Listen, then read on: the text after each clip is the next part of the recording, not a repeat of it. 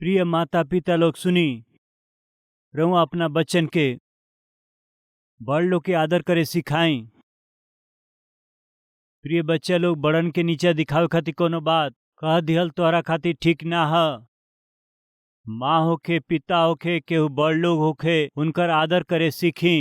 विरोध कैलिया उनके डरवावल, उनकरा पर दोष लगावल या उनकरा पर हाथ लगावल ई रउआ खातिर भला नइखे।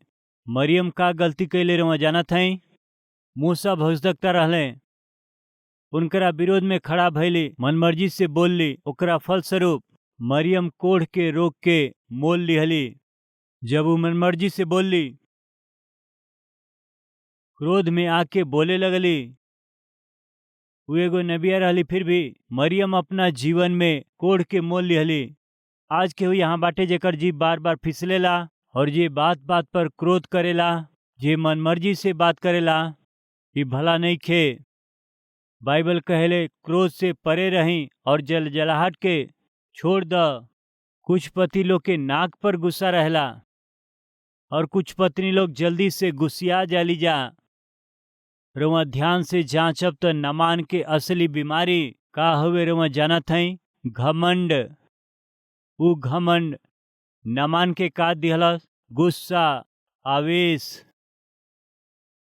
क्रोध और कोढ़ के बीमारी दिहलस। नामान कितना क्रोधी रहले, घमंडी रहले, कितना गुस्सा वाला व्यक्ति रहले, आगे देखल जाई। कृपया क्रोध और आवेश के प्रदर्शित करके जुबान के बिगाड़ के बीमारी के मोल मत लें। कोढ़ के रोग सबसे पहले अपवित्र करेला, वैसे ही पाप भी मनुष्य के अपवित्र करेला। दूसरा बात, कोढ़ मनुष्य के स्वास्थ्य के बिगाड़ देवेले और पाप भी मनुष्य के सेहत के बिगाड़ देवेला। शराबी लोग के रउआ देखी, अपना हाथ से अपना स्वास्थ्य के खराब करेलन, कैंसर के मोल लेबेलन, लीवर के खराब कर देवेलन। ड्रग्स लेबे वालन के चेहरा रउआ देखी, उनकर चेहरा मुरझाइल रहेला। बेविचार करे वालन के देखी, हमेशा हॉस्पिटल के उ चक्कर लगावत रहेलन। भयानक बीमारी के उ मोल लेबेलन। जे हमेशा सिगरेट पियत रहेला उनके देखी, उनकर होठ काला पड़ जाला, उनकर दांत काला हो जाला। गुटखा खाए वाला के देखी, खैनी खाए वाला के देखी, उनकर दांत सड़ जालन स। रउआ में केहू बाटे का तंबाकू खाए वाला, गुटखा खाए वाला जेकर दांत सड़ गईल बाटे? केहू बाटे का? कृपया छोट बच्चन के पास जाके हंसी नहीं, वो डर जाई हैं। रौरी बुरा आदत से का होखेला? राउर शरीर कमजोर पड़ जाला, राउर स्वास्थ्य बिल्कुल बिगड़ जाला। खाली राउर स्वास्थ्य ही नहीं, राउर स्वरूप भी, सुंदरता भी, राउर आत्मिकता भी बिगड़ जाला। और तीसरा, कोढ़ के बीमारी सबके दूर कर देवेले, पाप भी सबके दूर कर देवेला। बाइबल में हमन देखिला एगो कोढ़ी आदमी के हम अशुद्ध हई, हम अशुद्ध हई ऐसे चिल्लाए के ह, अपना मुंह के ढांप के हम अशुद्ध हई, हम अशुद्ध हई ऐसे उनकरा के चिल्लाए के हवे। उनके छावनी से बाहर, छावनी के बाहर रहे के बाटे। मरियम जब कोढ़ी हो गई, उनके सगरी लोग से दूर रहे के पड़ल और उनकरा के छावनी के बाहर निवास करे के पड़ल। राजाओं के दूसरा किताब 15 अध्याय 5वां पद में वहाँ एगो राजा परमेश्वर के श्राप के पाके जब वो कोढ़ी हो गए तो उनकरा के नगर के छोड़ के अलग एगो घर में रहे के पड़ल। हमन पढ़िला, यानी कोढ़ के बीमारी सबसे दूर कर देवेला। फिर पाप का करेला? सबके दूर कर देवेला। एगो बहन हमरा पास आके, भैया हम एगो भयानक पापी स्त्री रहली, गलत संबंध में पड़ के हम बेविचार करत रहली, बाकी कलवरी टेम्पल में आके हम अपना जीवन के सुधार लिहली, बना लिहली ऐसे उ कहली। प्रिय, कुछ समय के बाद में वह बहन फिर से हमसे मिल के रो कर के कहे लगली, वो कहत रहली, भैया हम कलवरी टेम्पल में आके अपना जीवन के बना लेले रहली ना, और हम अपना पिछला पाप के भी छोड़ देले रहली। ओकरा बाद हमरा अंदर आयल बदलाव के देख के हमार पति बहुत खुश भइले और उतने ही नहीं, हमरा साथे कलीसिया में कहला से चर्च में आवे लगले। हम और हमार पति कलीसिया में आवे लगली जा। हमार पति धीरे धीरे यीशु मसीह पर विश्वास करे लगले। पता नहीं का भइल, हमारा मन में पाप के विचार उत्पन्न भइल। पहले हम जेकरा साथ गलत संबंध में रहली उनकरा साथे फिर से हम पाप करे लगली। हमारा पति के ई मालूम हो गई। तब हमार पति कहले, हाय पापी स्त्री, एक और परमेश्वर कहेलू, एक और भक्ति कहेलू, फिर ऐसे पाप में काम करेलू। हाय हम ऐसन के साथ रह ना सकेले कह के हमके छोड़ के ऊ चल गईले। आज हम अकेले रह गइल बानी। प्रिय, ऊ अकेले काहे रह गईली? उनकर पाप ही उनके अकेला कर देले बाटे। आज हमनी के बीच ऐसन लोग ना हमें का? रौरी पति के का भय, रौरी पत्नी के का भय, रौरी बच्चन के का भय, रिश्तेदारन के का भय, रौर मित्र का भयले? वो काहे रउआ के छोड़ के चल गईले? तोहरा पाप में जीवन के ना देख पौले ऐसे, रौरी चाल चलन के सही ना पौले ऐसे, रौरी नीच में काम के देख ना पौले, यही से वो आजू रउआ से दूर चल गईले। पाप जेकरा से रउआ प्रेम करेला, जे रउआ से प्रेम करेला उनके दूर कर देला। ये बात के कहे में कोनो संदेह नहीं खे। पिछला दिनन में एगो बहन अपना गवाही के दिहली।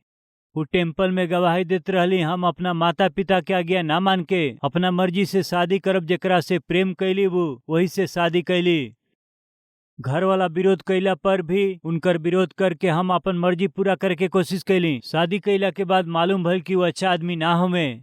वो पहले से विवाहित हमें। उतने नहीं, हमरा सहेली के साथ उनकर अवैध संबंध बना के रखले बानन। ई जान के हमार हृदय टूट गई। घर जाके अपना माता पिता से कहब ई सोचला से वो हमारा से दूर हो चुकल रहले। वो खुद दूर ना भइले, बाकी हम ही उन्हन लोग से दूर कर लिहली। प्रिय, जब एगो आदमी अपना मनमर्जी से जिए शुरू करेलन, वो अपनन के अपना से दूर कर लेबेलन। आज हमनी के बीच केहू बाटे का? माता पिता के दूर करके, गलत फैसला करके, गलत कदम बढ़ा के, गलती करके आज रउआ अकेले हो गइल बानी का? ये है पाप के जरिए मिले वाला दंड, मत भूलें। और चौथा, कोढ़ के रोग अंत कर देवेला, उम्र के कम कर देवेला। और ऐसे ही पाप भी इंसान के अंत कर देवेला। पाप इंसान के उम्र के कम कर देवेला। कितना शराबी लोग 30-40 के उम्र में अपना जान के गंवा ना दिहले। कितना लोग बेबिचारी के पास जाके एड्स के बीमारी मोल लिहले और मर ना गईले। कितना ही लोग गंदी आदत के आदि बन के किडनी खराब करके, अपन लीवर खराब करके, बीमारी मोल लेके अपन जान के गंवा दिहले।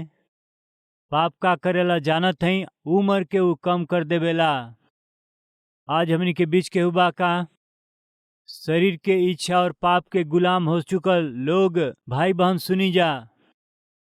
जानबूझ के पाप करे वाला हई का? तो फिर सुनी जा ओकरा से का होखेला जानत हई। आज हम 4 गो बहुमूल्य पाठ के नमान के जीवन से हम बताई। नमान के जीवन में 4 गो बात भइल। पहला, उनकर कोढ़ के रोग उनकरा के पवित्र कर दिहलस। उनकरा पास अधिकार रहे, उनकरा पास धन संपत्ति रहे, उनकरा पास सब रहे, सब कुछ रहे, बाकी कोढ़ के बीमारी उनकरा जीवन में का कैले जानत हई? उनकर नामो निशान मिटा दिहलस, उनके अपवित्र बना दिहलस, उनकरा स्वास्थ्य के बिगाड़ दिहलस। नमान अपना लोगन से दूर होखे वाला रहले, उनकर अंत होखे वाला रहे, उनकर जीवन तहस नहस होखत रहे। ऐसन समय में ई नामान युद्ध में जाके जब लौटत रहले, लौटत समय इस्राएली लोगन में से एगो छोट लड़की के अपना साथ में लेके अलन ताकि उनकरा पत्नी के सहायता करे। यह तरह से वो एगो छोट लड़की के लियावत हमें। छोट लड़की यानी नौजवान लड़की हो सकेले। छोट लड़की यानी हो सकेला 12 साल, 13 साल या 14 साल, 15-16 साल। ये उम्र के लड़की के एगो लेके अले। बलपूर्वक वो लड़की के वो लेके आ गए। प्रिय लोगन, ऐसे उनके लेके अलन तो छोट लड़की कितना रोले होखी। वहां वो सोचले होखी फिर से का हम अपना माता पिता के देख पाइब का, अपना भाई बहन के फिर से हम देख पाइब का। बहुते रोले होखी हैं। वो बेटी वो छोट लड़की रोला पर भी नमान के मन पिघलल नहीं, काहे कि वो कठोर रहले। वो छोट लड़की नमान के घरे अइला के बाद अपना मन में कितना व्याकुल और दुखी हुई हैं। हम अपना माता पिता से कबहू दूर ना भइली, एक दिन भी अलग ना भइली। ऐसे हमरा के ई दुष्ट हमरा माता पिता के हमरा से दूर कर दिहलस। उनके देखे के इच्छा बा, उनकरा पास जायल चाहत हई, बाकी यहाँ हमके परदेश में लेके आ गईले पापी व्यक्ति। और वैसे ही नामान सेनापति रहले, यही से वो सेनापति के कपड़ा पहन के, सिर में हेलमेट पहन के, सिर में टोप पहन के, झिलम पहन के जब अपना घर में वो आवत रहले त वो सब कुछ उतरला के बाद का दिखाई देत रहे बताई? कोढ़ के रोग। उनकर अधिकार उनकरा कोढ़ के रोग से शुद्ध कैलस का? नहीं। उनकर धन संपत्ति उनकरा कोढ़ के रोग से शुद्ध कैलस का? ना कर पौलस। आज रौरी पास धन संपत्ति हो सकेला, धन हो सकेला और सुंदरता भी हो सकेला। रौरी अपवित्रता से उछुड़ा सकेले का? रौरी बुरा जीवन से उछुड़ा सकेला का? रौरी धोखा के जीवन से रउआ के अलग कर सकेला का? पाप रउआ के अपवित्र कर दिहलस, पाप रउआ के अस्वस्थ बना दिहलस, पाप रउआ के लोगन से दूर कर दिहलस। ई पाप रउआ के शीघ्र ही अंत करे के बाटे, ई सच्चाई हवे। नमान के जीवन में बिल्कुल ऐसे न होत रहे। घर अइला के बाद फिर से वह जीवन, घर आके जब अपना शरीर के देखत रहले, वो बीमारी से वो निराश हो जात रहले और ऐसे ने निराशा के स्थिति में बिछौना पर पड़ल रहले। वो छोट लड़की उनके ध्यान से देखलस। एगो वीर सैनिक के रूप में वो घरे लौटले, बाकी जब वो अपना कपड़ा के उतरलन तो का दिखाई दिहलस? कोढ़ के बीमारी। वो निराश हो गईले, हताश हो गईले, व्याकुल होके कुर्सी में वो बैठ गईले। वो छोट लड़की वो सेनापति के कोढ़ के बीमारी के कारण दुखी देखली त यदि रउआ ओकरा स्थान में होती तो का कहती? शायद कहती, दुष्ट व्यक्ति, तोहर कल गईल पाप कहाँ जाई?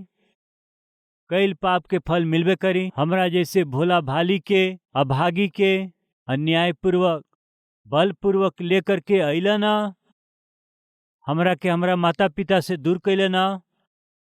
ऐसे पाप के फल तोहरा के भोगे के पड़ी, ऐसे भोगते रहा।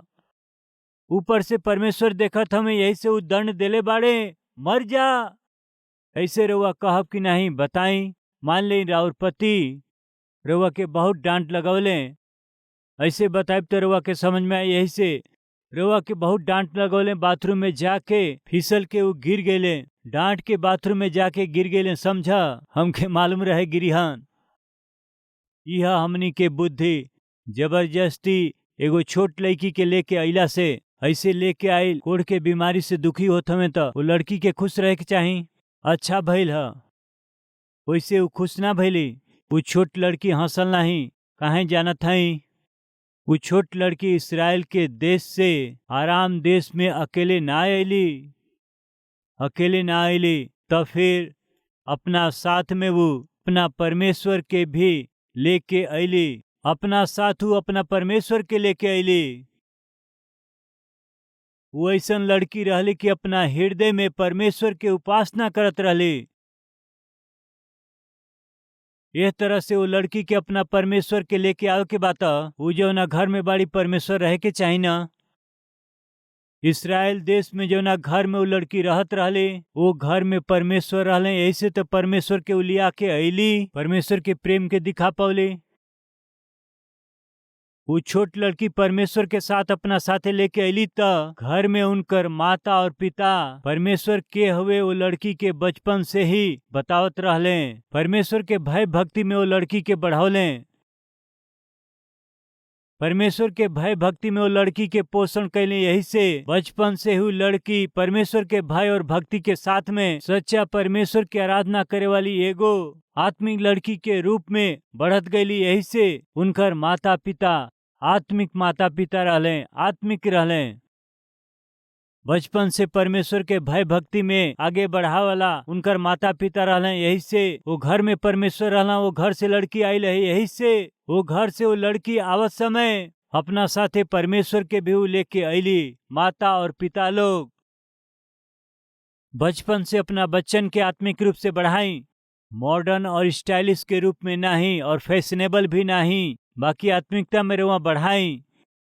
एगो लड़की अपना पड़ोसी के घर में जाके उ पड़ोसी शाम के प्रार्थना करत समय, वचन पढ़त समय, गीत गावत समय ए पड़ोस में रहे वाला ए लड़की के ए घर में जाके उनकरा साथे मिल के प्रार्थना और गीत गावत रहली, वचन पढ़त समय ध्यान से सुनत रहली।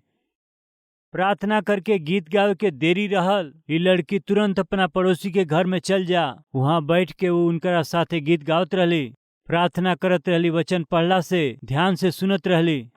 ये सब देख के वो घर के मालकिन वो लड़की से पूछली, बेटी हमनी के गीत गाओ शुरू करते ही तुरंत आ जालू, हमनी के साथे प्रार्थना करेलू, वचन पढ़ला से ध्यान से सुनेलू, गीत गावेलू, तू मसीही हऊ ना, फिर तोहरा घर में प्रार्थना ना करेलन का? ऐसे वो लड़की से पूछली। तब वो लड़की का कहलस रउआ जानत हई आंटी, हमरा घर में यीशु ना हमें ना। ई रहे उनकर जवाब, हमनी के घर में यीशु जी ना हमें ना। ई का बेटी तोहरो परिवार तो मसीही परिवार हवे ना, तू चर्च जालू ना? हाँ आंटी, हमहन मसीही हई, हमहन कलीसिया में जाइला, बाकी हमनी के घर में यीशु ना हवे। काहे ना हवे बेटी? हमेशा हमार माता पिता लड़त रहलन जाना, हमेशा हमनी के घर में झगड़ा होखेला ना, हमेशा हमनी के घर में चीखल चिल्लायल होखेला, हमरा माता पिता के आपस में एक दूसरा से ना जमेला, दोनों हमेशा लड़त झगड़ा करत रहला ना। यही से यीशु जी सब कुछ देख के चल गए, हमनी के घर में यीशु ना हुए। आंटी एगो बेटी बतावत हई, हमरा माता पिता के व्यवहार के देख के, उनकरा लड़ाई के देख के, उनकरा झगड़ा के देख करके यीशु हमनी के घर के छोड़ के गईले। कितना बुरा और शर्म के बात हवे। आज के दिन झगड़ा करे वाली माई, झगड़ा करे वाला पिताजी सुनत हई का? कहियो राउर बेटा और बेटी यह गवाही देई त कितना शर्म के बात होई। हमनी के घर में परमेश्वर ना हवे, काहे कि हमार माँ अच्छा ना है। हमरा घर में परमेश्वर नहीं खन, काहे कि हमार पिताजी अच्छा ना हुए। हमनी के घर में अशुद्ध कार्यकलाप होखेला, यही से परमेश्वर हमनी के घर में नहीं खन। ऐसे बच्चा कहें तो एकरा से अधिक शर्म के बात माता पिता खातिर का हो सकेला? माता पिता हम पूछत हई, यीशु रउरी घर में हवे का? आज रउरी घर में परमेश्वर हवे का? ना हवे तो सावधान, उरोवा खातिर खतरा है, रउरी बच्चन खातिर खतरा है। वो छोट लड़की आवत समय अपना साथे परमेश्वर के लेके आयल है, त वो लड़की के बचपन से ही उनकर माता पिता परमेश्वर के भय भक्ति में पालन कैले, हमें परमेश्वर के भय भक्ति में बढ़ौले। गुलाम बना के वो लड़की के ले गईला पर भी वो लड़की अकेले ना गईली। माता और पिता लोग अपना बच्चन के आत्मिक पाठ सिखाई, काहे खातिर के जब चिड़िया घोंसला में रहेले, उनकरा साथ उनकर बच्चा भी वो घोंसला में रहेलन। जब तक घोंसला में रहलन, उनकर माँ बाप आके उनके आके दाना खियावलन। वो बच्चन के पंख अइला के बाद में वो बच्चा का करेलन बताई जा? वो बच्चा घोंसला के छोड़ के उड़ जालन स। आज वो माता पिता के रूप में बच्चन के पोषण करत हई। एक दिन रउरी बच्चन के पढ़ाई खातिर हो सकेला, नौकरी खातिर हो सकेला, विवाह के बाद उनकरा के दूसरा प्रांत में, शहर में और दूसरा देश में जाए के पड़ सकेला। बाकी वो जहाँ भी जाओ, पढ़ाई के विषय हो सके, नौकरी के विषय हो सके, विवाह के विषय हो सकेला, वो जहाँ भी जाओ उनकरा साथ परमेश्वर के लेके जाओ तो वो सुरक्षित रहिहन जा, वो कुशल होई हैं, उनकर जीवन आशीषमय होखी। इस तरह से रउरी बच्चन के जीवन आशीषदायक रहे के बाटे तो यही समय से उनके प्रेम से पाली, प्रार्थना में उनके बढ़ाई, पवित्रता के साथ बढ़ाई। ये तीनों मुख्य हुए। पेरेंट्स अपना बच्चन के प्रार्थना में बढ़ाई, उनके प्रेम में बढ़ाई, उनके पवित्रता में बढ़ाई। ये तीनों जीवन भर उनका रक्षा करी। वो छोट लड़की जब एगो गुलाम के रूप में नामान के घरे अली, तब का भइल जानत हई? नामान कोढ़ के बीमारी से दुख उठावत रहले। कोढ़ के बीमारी के केहू ठीक कर सकेला का? केहू ना कर सकेला। केहू ना ठीक कर सके ऐसन भयानक बीमारी के साथ में नामान दुख उठावत रहले। प्रिय पाप से रउआ के केहू छोड़ा सकेला का? ये संसार में कोनो पापी व्यक्ति के पवित्र कर सके ई संभव नहीं खे। ऐसन भयानक पाप में रउआ जियत हई तो के रउआ के छुड़ा सकेला? के नामान के ठीक कर सकेला? वही दिन नामान घर आके निराश होके हताश होके जब बिछौना में पड़ल रहले, छोट लड़की त घर के मालकिन नमान के पत्नी से कहली, माँ माँ, का हम रउआ से बात कर सकीला? प्रिय गुलाम लड़का होके या लड़की होके, वो दिनन में बात करे के अनुमति ना रहे। वो अपन मुंह ना खोल सकेलन, खाली अपना काम के करे के बाटे बस। बहुत अधिक बात कइल या कोनो सवाल कइल या सलाह दिहल असल में बात कइला के हक उनके ना रहे, बात ना कर सकेलन। और ऊपर से ऊ तो सेना के सेनापति रहले, एगो महान अधिकारी हमें। इतना महान अधिकारी के घर काम करे वाला लड़की के बिल्कुल अधिकार ना रहल। बाकी हिम्मत करके वो, माँ रउआ से बात कर सकीला? का कहत हऊ? कुछ नहीं माँ, यही खातिर के हमारा मालिक बाहर जा समय बड़ा खुशी से जालन, बाकी घरे आके दुखी हो जालन। कहीं ऐसे निराश और हताश होके पड़ल रहेलन। वो का भइल बा माँ? तोहके का करे के बा? नहीं माँ, उनके देखला से हमके बहुत दया आवेला, दुख लागेला। का करी, उनके ऐसन बीमारी हवे, कोढ़ के बीमारी, जेके केहू ठीक ना कर सके वैसने कोढ़ के बीमारी भइल बा। वही से वो उतना दुखी होत हमें और हमनो दुखी हैं। फिर ये सबसे तोहके का मुंह बंद रख। ना माँ, हम तो से कुछ कहल चाहत हैं।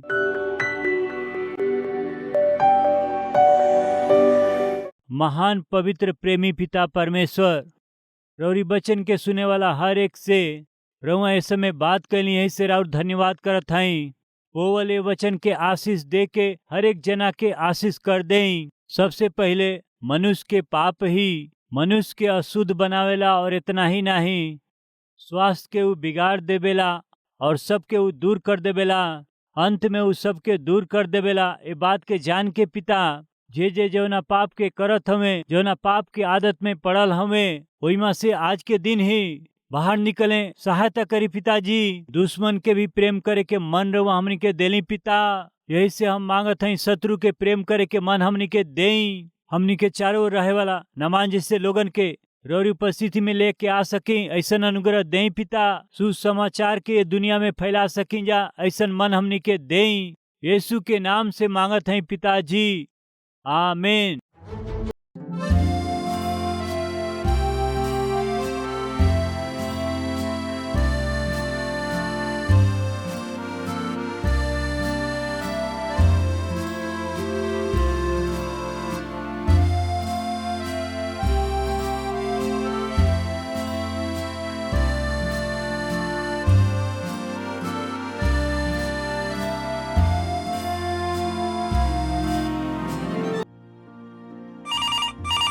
शालोम, कलवरी प्रेयर टावर में राउर स्वागत बा। यदि तोहन लोग में से 2 जना पृथ्वी पर एक होके कोनो बात के मंगबत तो ऊ हमारा पिता की ओर से जौन स्वर्ग में बाड़ा उनकरा खातिर हो जाई। ऐसा यीशु मसीह हमनी के सिखौले। रौरी साथ मिल के रौरी जरूरत खातिर प्रार्थना करे खातिर के प्रभु के सेवक डॉक्टर पी सतीश कुमार के जरिए शुरू भइल अद्भुत सेवकाई है। कलवरी प्रेयर टावर रउआ कौनो राज्य के होई, कौनो भाषा बोली, रौरी साथे मिल के रौरी भाषा में रौरी जरूरत खातिर 24 घंटा प्रार्थना करे खातिर प्रार्थना योद्धा तैयार बाणे। हर रोज 5000 से ज्यादा हमारी पास प्रार्थना विनती आवेला।